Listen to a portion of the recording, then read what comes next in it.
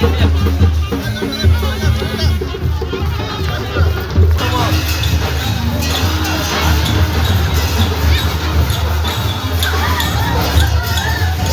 দাস দৌড়িয়া ভাই পিতা বাবু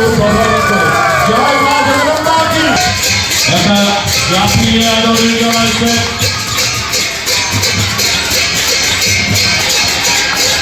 এবার বহুত আনন্দ মুহূৰ্ত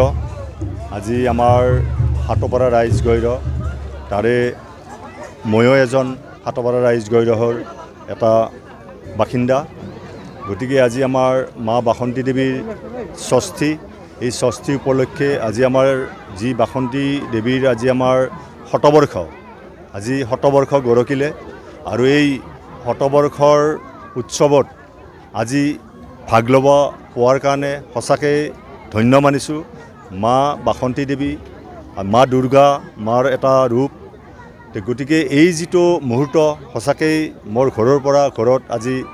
গোটেইখিনি মানুহ আহিছে হাটপাৰা ৰাইজৰ মানুহ আহিছে গতিকে খুব আনন্দৰ কথা গতিকে মা বাসন্তী দেৱীয়ে সকলোকে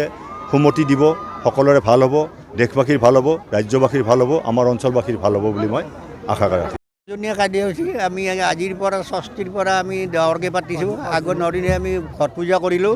আৰু এই 5 দিন আমি উলামালয় পালাৰ কাৰণে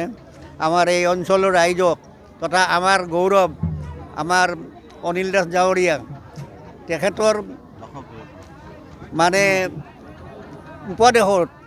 আমি 100 বছৰত যে পালন কৰিব পাৰিম আমি জীৱনত ভবা নাছিলোঁ কিন্তু তেখেতৰ উপদেশ মৰ্মে আমি যিটো পালন কৰিব বিচাৰিছোঁ যে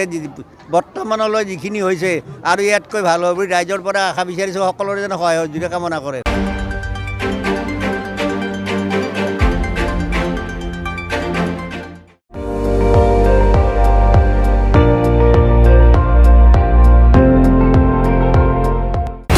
আপুনি চাই আছে ND24